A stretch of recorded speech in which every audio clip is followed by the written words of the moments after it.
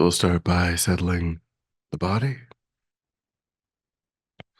adopting a stable, comfortable, upright position serviceable for meditation. So I think about keeping our feet flat and our back straight, torso open, hands in the lap right over left with the palms upturned and the thumbs gently touching. Our eyes are gently closed or slightly open, making sure we let in enough light to remain alert.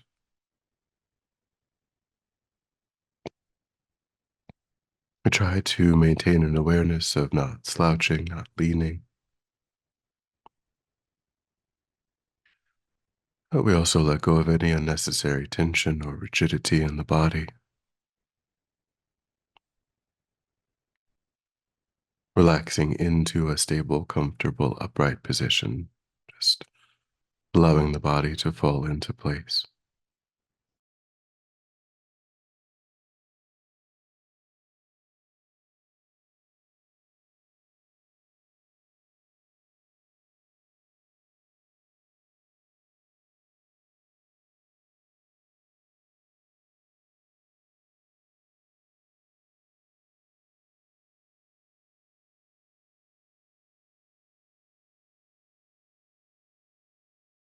And then begin to let go of attending to the external world,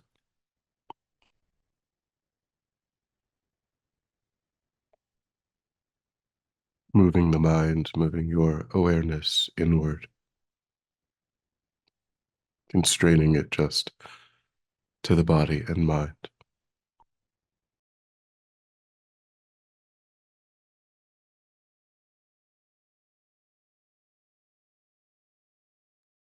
beginning to concentrate that awareness in the present by attending closely to the physical sensation of the air as it moves into and back out of the tip of the nostrils.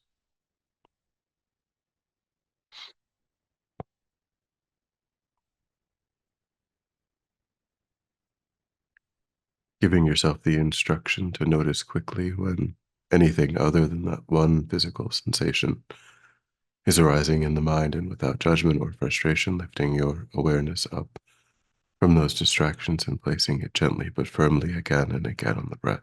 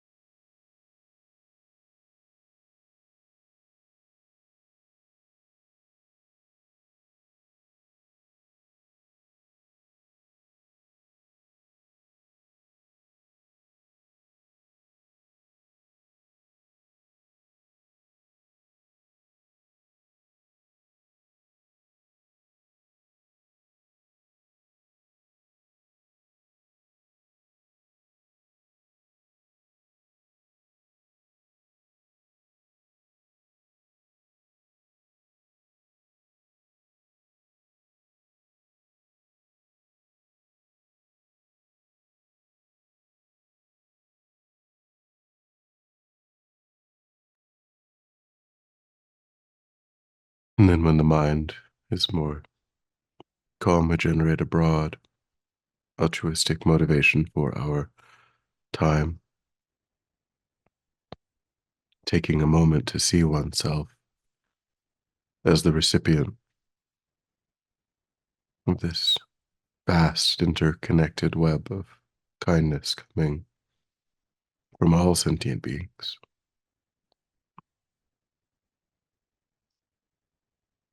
those who we are directly connected to in some way in this life, and those who have benefited us more directly over beginningless past lives.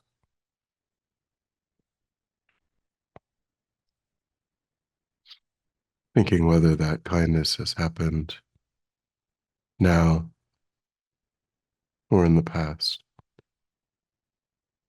we still benefited. We were still the recipient of that kindness.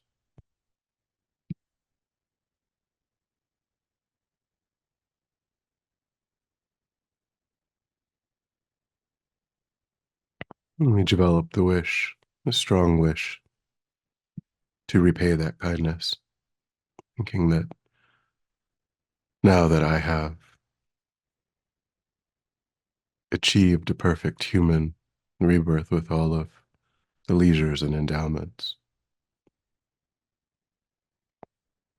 I can fully develop my mind, fully tap into my potential. And by achieving enlightenment myself, I can lead all sentient beings to their own enlightenment and repay that kindness. And that depends upon cultivating my mind in virtuous, constructive directions, reducing my current habituation to non virtue, to destructive states of mind.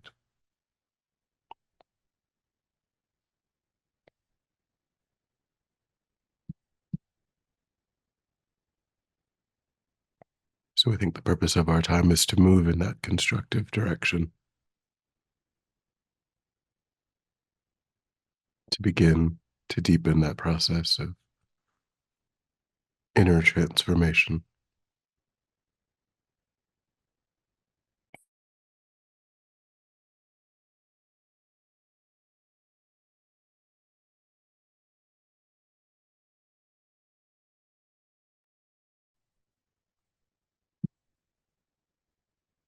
With that motivation,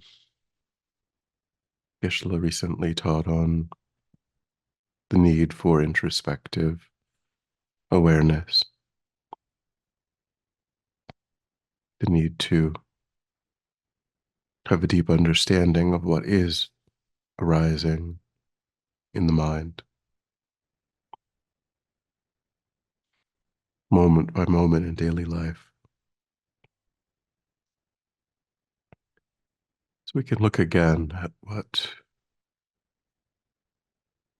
are called the 6 factors that underlie, that support the arising of these problematic states of mind that we are trying to overcome.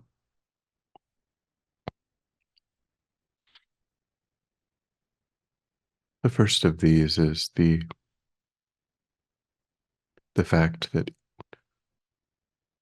there is a predisposition in the mind from the past.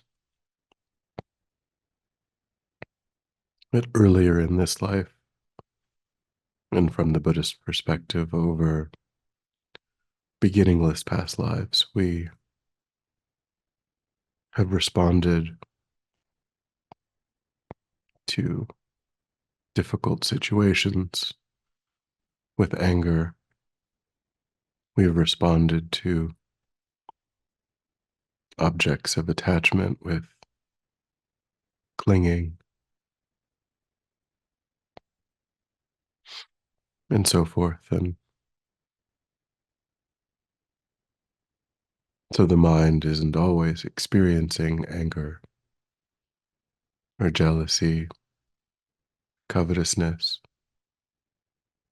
Those predispositions exist in the mind.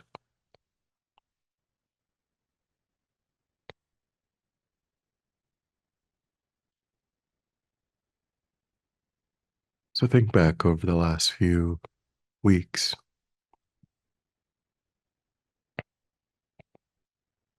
and try to notice how quickly the mind can move into anger, into jealousy, into ill will,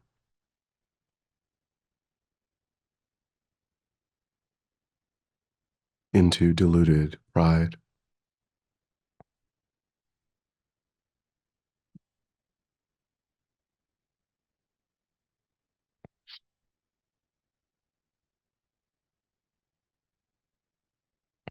It can happen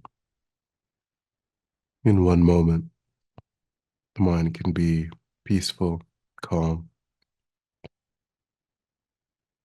and then these strongly negative states can arise in the next moment.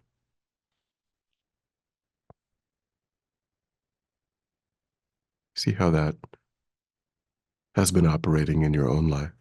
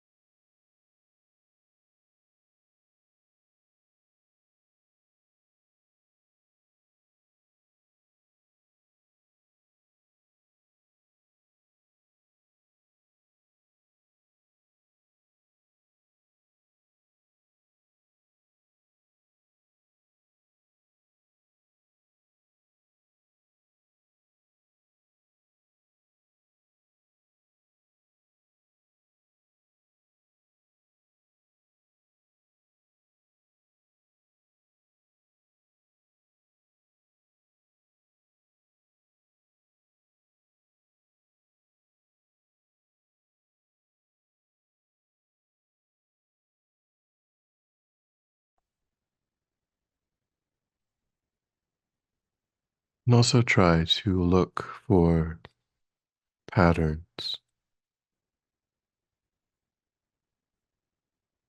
Are there preceding conditions in the mind that help to trigger these predispositions? Are there ways of holding the mind that seem to tamp down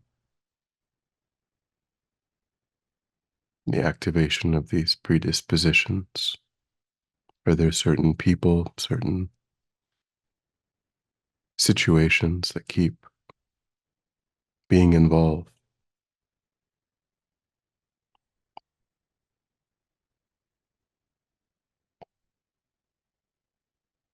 try to generate an insight about what to be particularly aware of,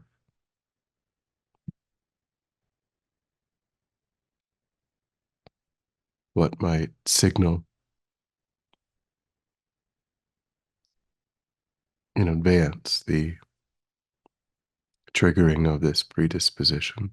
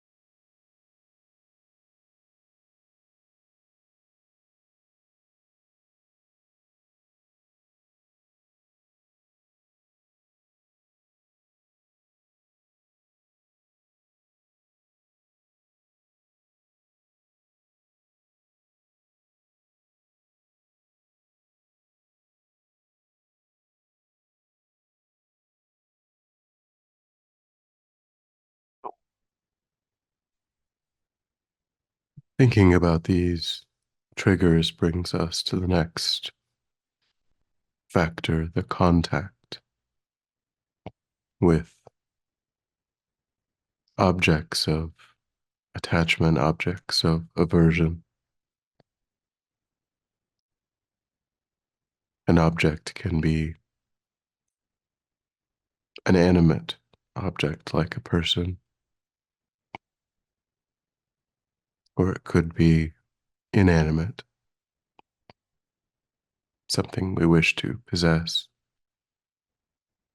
or a circumstance.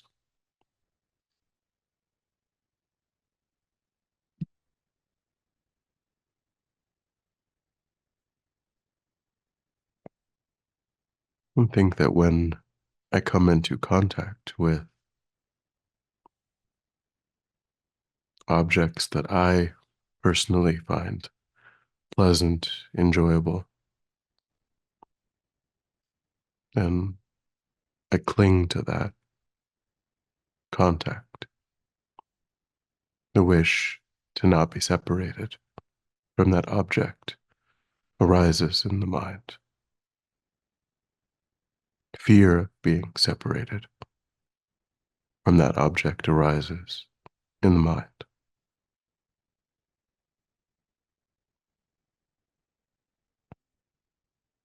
When I meet with an object that I find unpleasant, aversion arises in the mind. The strong wish to be separated, finding it intolerable to continue to remain in contact.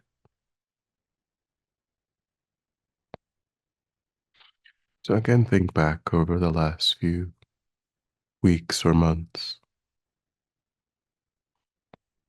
What for you are objects of attachment, and what for you are objects of aversion?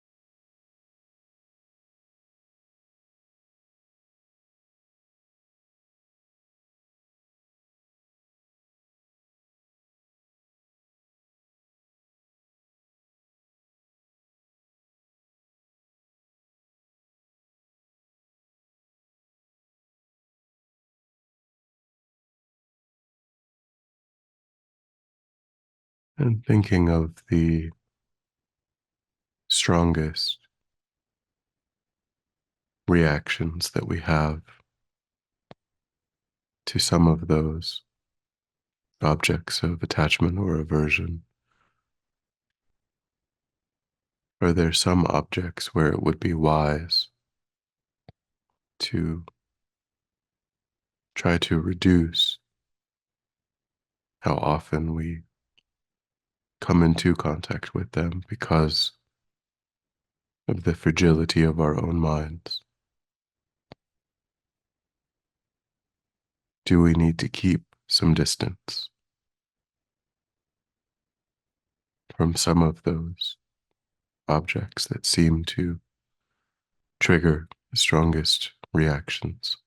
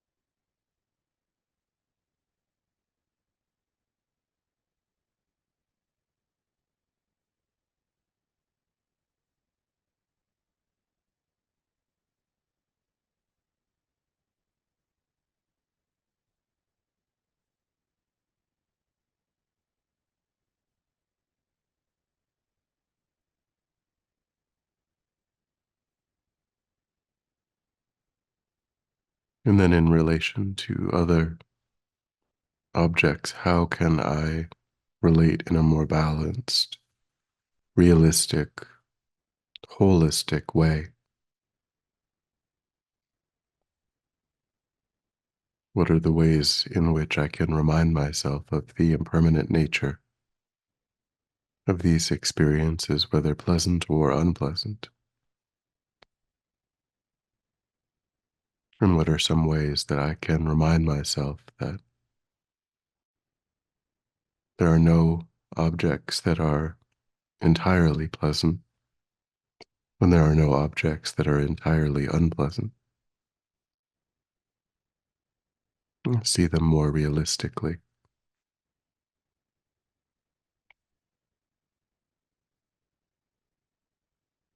Try to go through that analysis with some of those examples from your own life.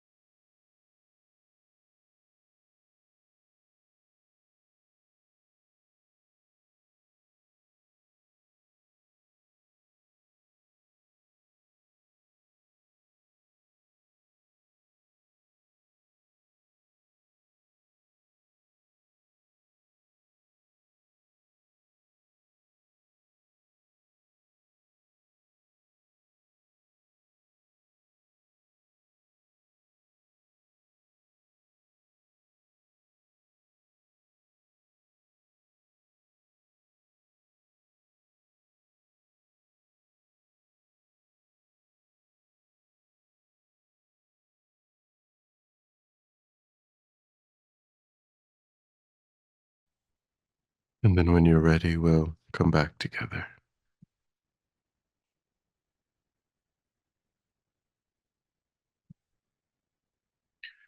And we'll dedicate. So recollect your altruistic motivation and think that by having engaged in this contemplation, you've actualized that motivation, which has generated a positive energy in the mind, and think that you freely offer the fruit of your practice, that positive energy, for the benefit of all sentient beings without exception.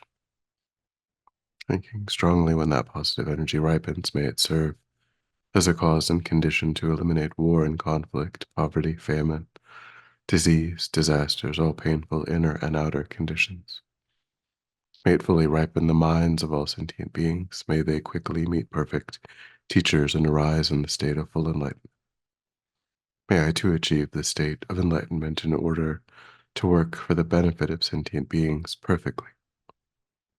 May any obstacles facing the Guru's long life be completely dispelled. And may I and all sentient beings, in this moment, come under the joyful care and guidance of enlightened beings. May we be guided and protected until we swiftly achieve that state of enlightenment.